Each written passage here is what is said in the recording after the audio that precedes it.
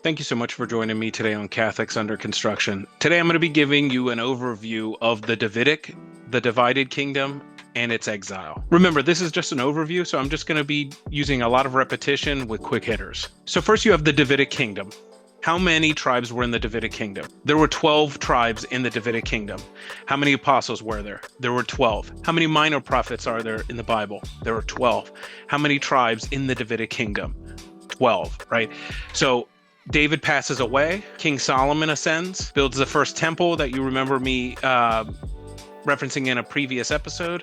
And then King Solomon passes away. This is where you see the first break. It now becomes a divided kingdom. So the Davidic kingdom of 12 tribes now gets split into two. You have the northern kingdom. You have the southern kingdom. You have Israel is the north. Judah is in the south.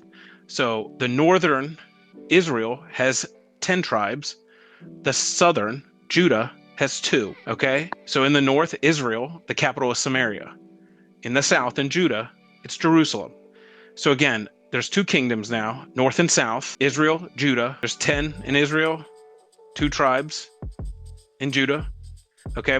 The capital of Israel is Samaria, and the capital of Judah is Jerusalem. Such is life. Man left to his own devices will start doing wild things and deviates from the path he's supposed to take.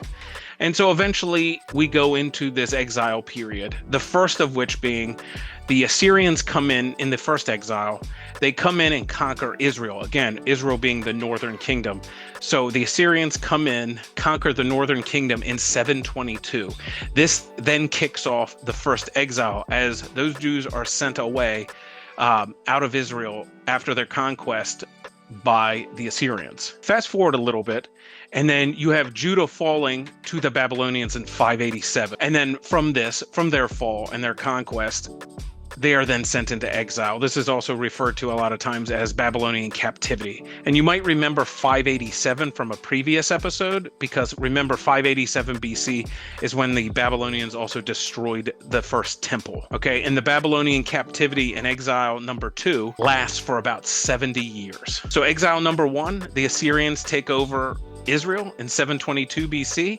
Exile number 2, the Babylonians come in and they take out Judah and send them into exile. So if you read or hear people talk about the dispersion or the diaspora, they're referring to the Jews that were dispersed because of these exiles. But God in his goodness promised that the dispersed would eventually one day come back. And so we have prophecy of the diaspora returning home. And so we can see this first in Ezekiel 36:24, so chapter 36, verse 24, in Isaiah chapter 11, verse 11, and Zechariah chapter 12, verses 10. Okay, so again, this is the prophecy from God that the dispersed, the diaspora would come home, come back.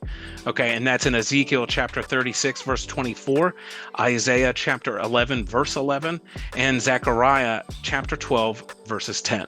Now let's talk about the return. So the return happened in 3 waves, okay? The return happened in 3 waves. The first wave came in 538 BC. The second wave came in 525 BC, and the third wave came in 444 BC.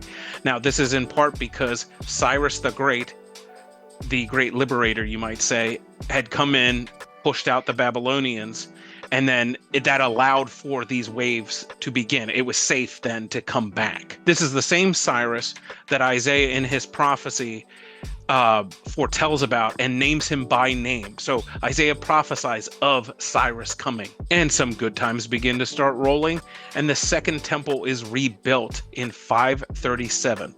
So remember, it was knocked down in 587.